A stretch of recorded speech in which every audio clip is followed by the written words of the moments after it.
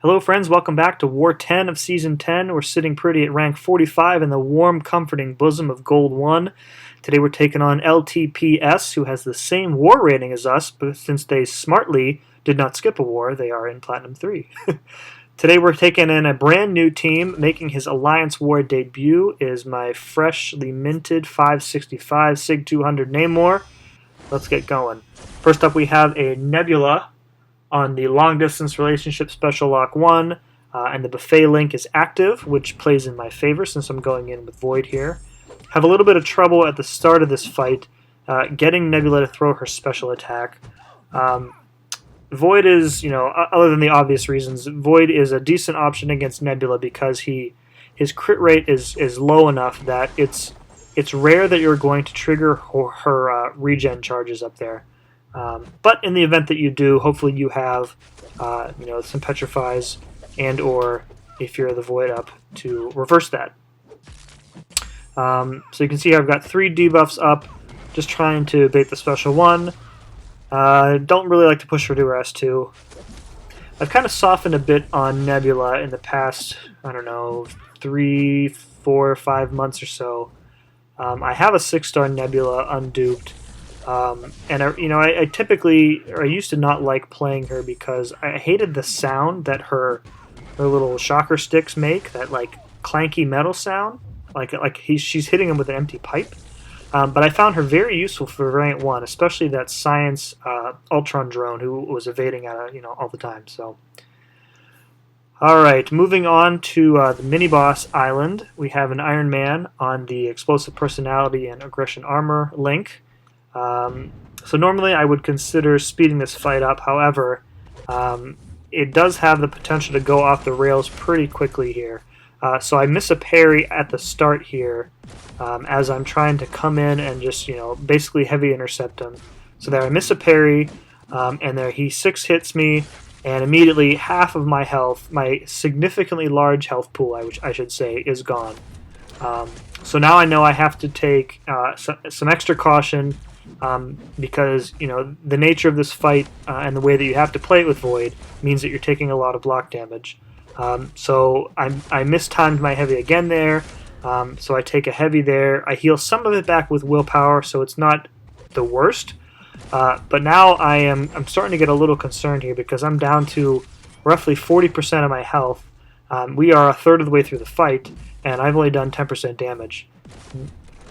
So I'm thinking about this kind of as I'm playing this, and I realize that, all of my damage in this fight is basically coming from the degen. So it really doesn't matter that we're a minute in and I, only had 10% of his health gone, because it wouldn't have been that much different had I not gotten, a combo to the face and a heavy to the face. So just trying to keep calm, not panic. I'm hoping that I can kill him with degen before the block damage does me in. It's kind of a crapshoot in a fight like this where sometimes he will hit into your block once like there and then throw the heavy. Other times he will do like a full 5 or 6 hit combo into your block, back off, and then you have to recycle and restart and try and get him to throw the heavy again. So. It's really, like many things in this game, you're putting your faith into the RNG. So, fortunately for the time being, it seems to be in my favor. The last, I think, 3 or 4 heavies he's thrown, he's only hit into my block once. He did, looks like a 3 or 4 hit combo there. So now things are looking a bit better. We're just about even in health.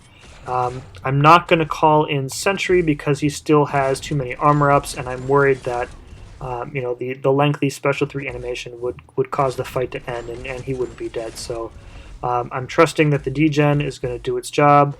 So I get Fear the Void up at pretty much the wrong time there because the degen stops. So I get 1 degen on him, 1 debuff, and I'm just trying to survive, and there we go. So I barely make it through that one. I haven't had a close call like that on an Iron Man fight in quite a long time. So the other annoying thing is that healing up Void, and this is unboosted by the way, healing up Void to full health is, I'm using 5 L4 potions here. It would have taken a 5th one to actually get him to max out. And I considered, for the briefest of moments, not healing up because I know that Cable is a very easy fight for me. I've gotten to a point where I can fully evade his special one on a consistent basis, so I can take minimal amounts of block damage.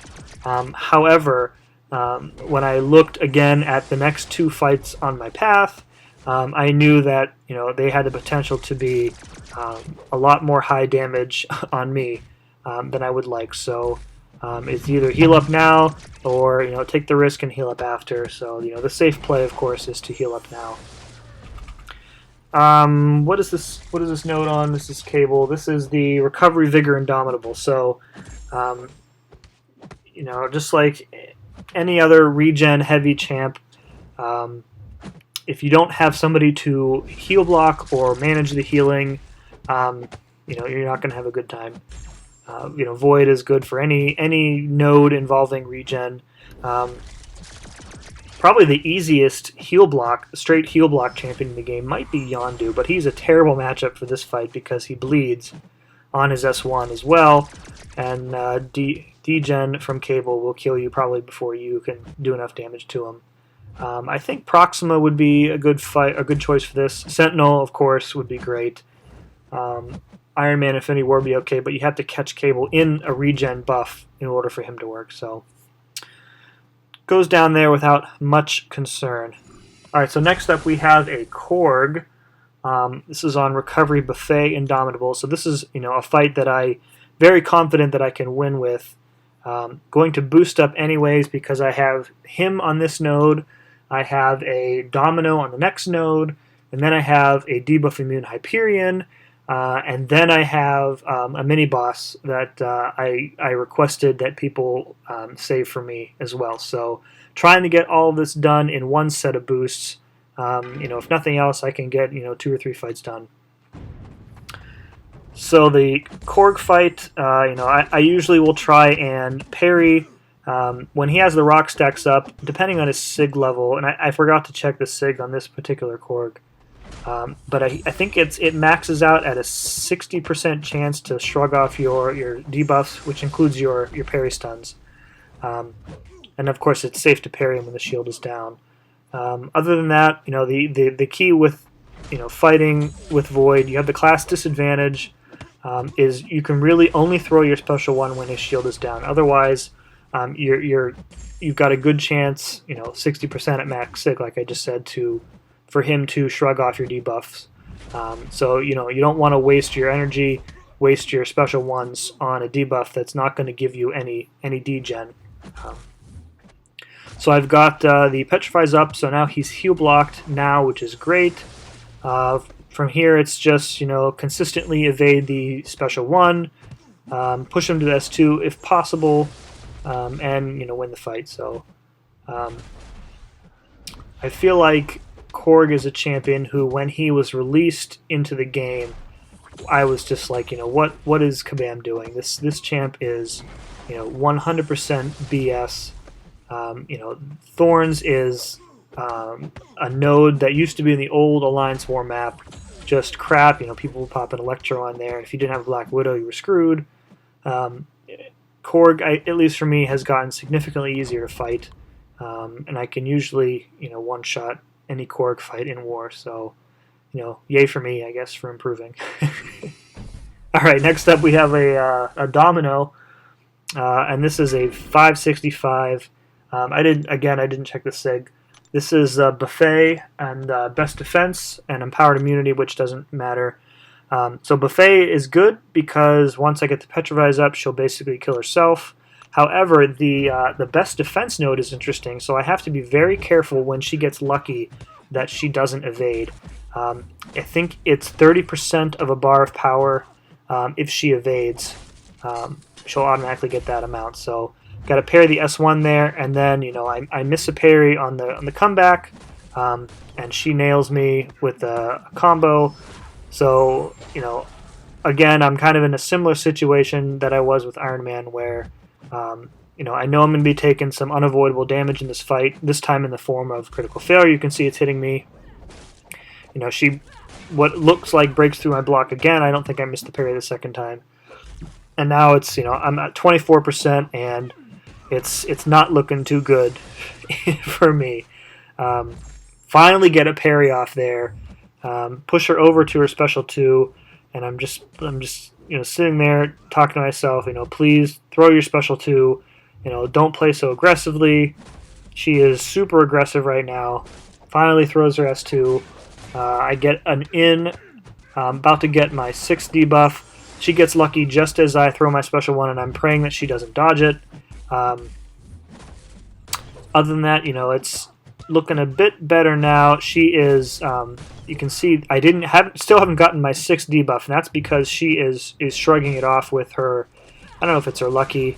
I keep forgetting, when she's lucky, don't throw your S1 because she has a higher chance to shrug it off. So another skin of my teeth victory there against Domina, but we got the solo.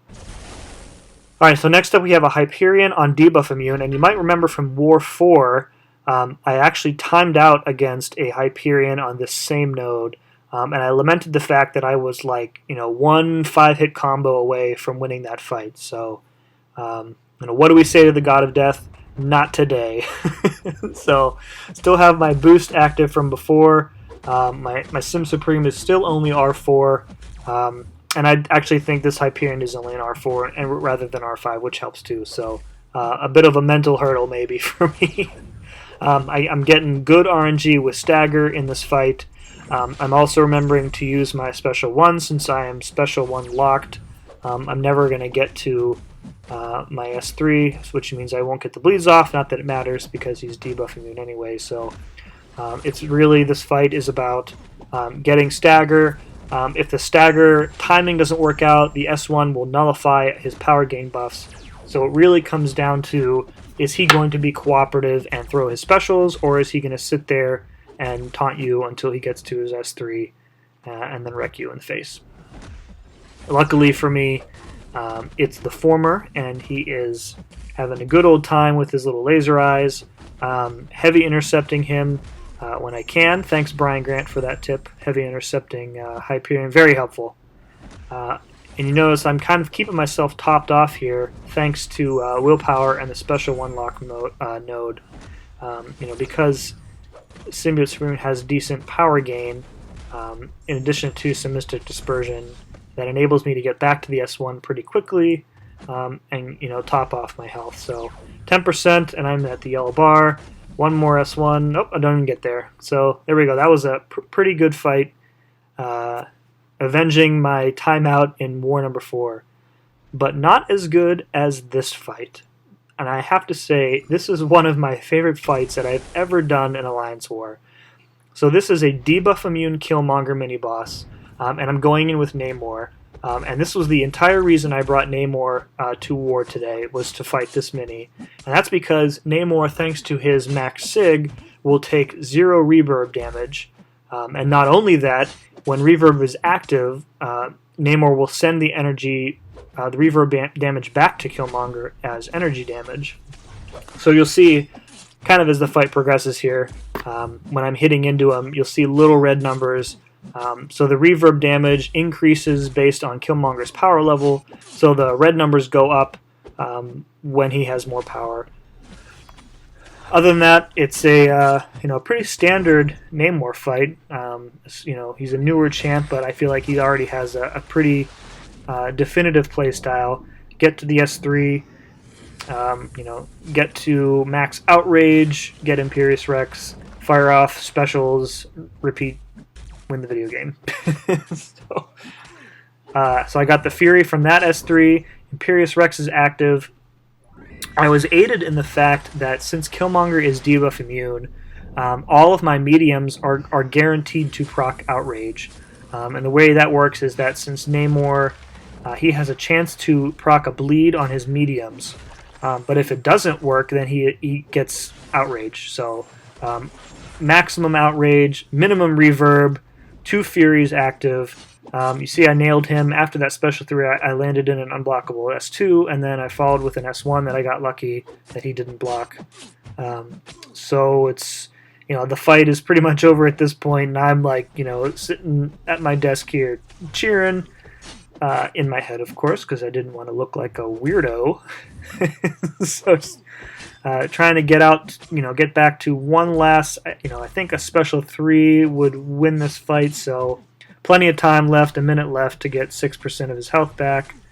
I think the fight would have been a little shorter had he not had the critical and energy resistance nodes up. And there we go. I get one more special 3 in, and I get the nice, pretty execution on Killmonger with the S3. Really, really, really satisfying fight for me. And Namor 1-0 in AW. All right, so normally I don't put in boss action videos because it's kind of a crapshoot. But I did want to show you kind of the other side of Sim Supreme RNG. So last time I talked about how if you don't get the staggers up on a fight like Medusa, you're kind of screwed. And that's really what happens in this attempt here. So she gets, I get, 1 or 2 staggers up, and she gets living strands up 20 seconds, 18 seconds into the fight. And I'm only at 2 bars of power, so now I'm trying to basically survive long enough without triggering a parry in order to get special 3 active so that I can nullify all of her buffs. So I'm really close here. I go back in, but she dexes out of the way and combos me in the corner and kills me. I was so salty about that. So salty. So I went right back in with Namor, and I was so mad that I forgot to record it, realized halfway through that I had forgotten to record it, but I did grab a screenshot from the end, and I got my revenge. So not a good war for us overall. We were in triple-digit deaths, which is just terrible. Really need to work on cleaning that up.